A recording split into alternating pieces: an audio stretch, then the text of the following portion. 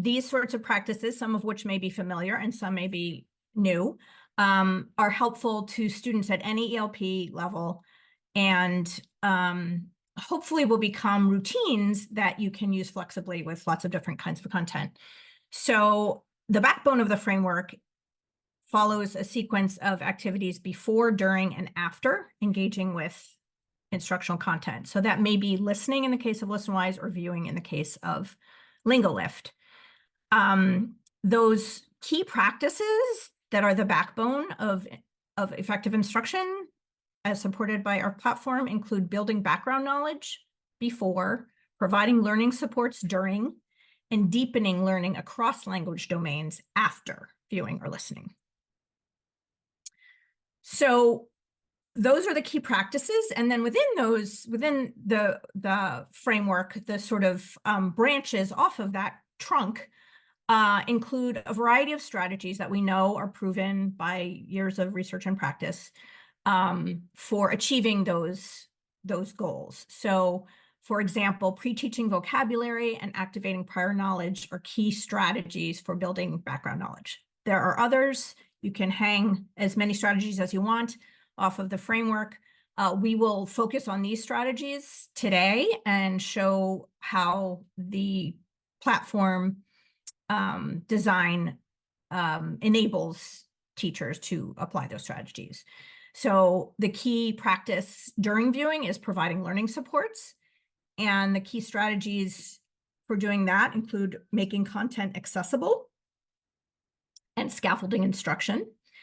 And the key practice after viewing is deepening learning across language domains. And some of the key strategies we'll talk about in that component include discussion protocols and responsive writing. So I will take each one of those components and dig a little deeper into it, and then show you some examples of how it plays out on the platform. So we know that building background knowledge and really preparing students to engage with these videos is important.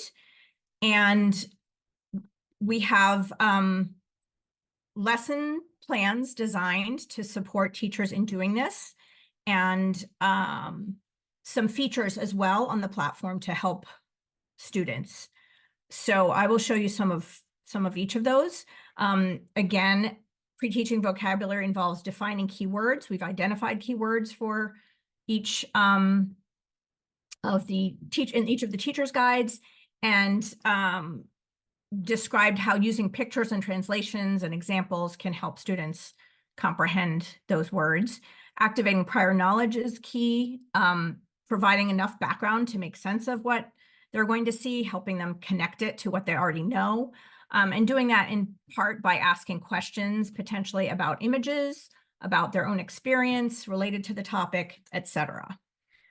So this is, I'm going to jump over to the platform in a second, but this is the teacher's guide for a collection of videos about food. That's a basic survival collection, really basic language about food, designed for newcomers.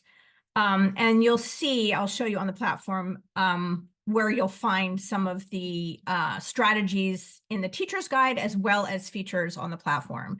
So for example, you'll see the pieces of the lesson plan and what the student experience might look like. An example is that there's a worksheet that can be used for any lesson, words and meanings worksheet. And here's an example of what it might look like. You can print it, you can download it, you can complete it, you can have your students complete it. And that's a way for them to track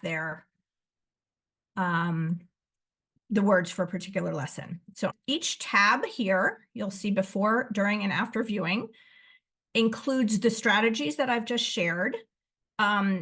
And these are strategies that apply to every lesson plan, every teacher's guide, and any other video that you might use. So these are just good ways to use these instructional materials effectively in building background knowledge. So here's some tips for pre-teaching vocabulary and for activating prior knowledge. And then there are lesson details that are particular to this collection. So we've pulled out the vocabulary words,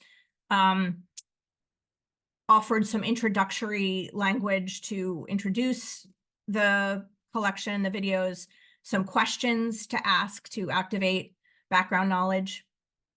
What do you like to eat in this case? And those can be plugged into these strategies. And once you've done these strategies a bunch of times, you may not need to refer to them anymore. You may just be able to look at the lesson details.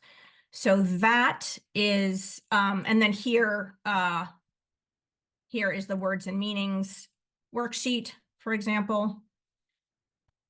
And you can, again, download that, fill it out, have students fill it out, etc.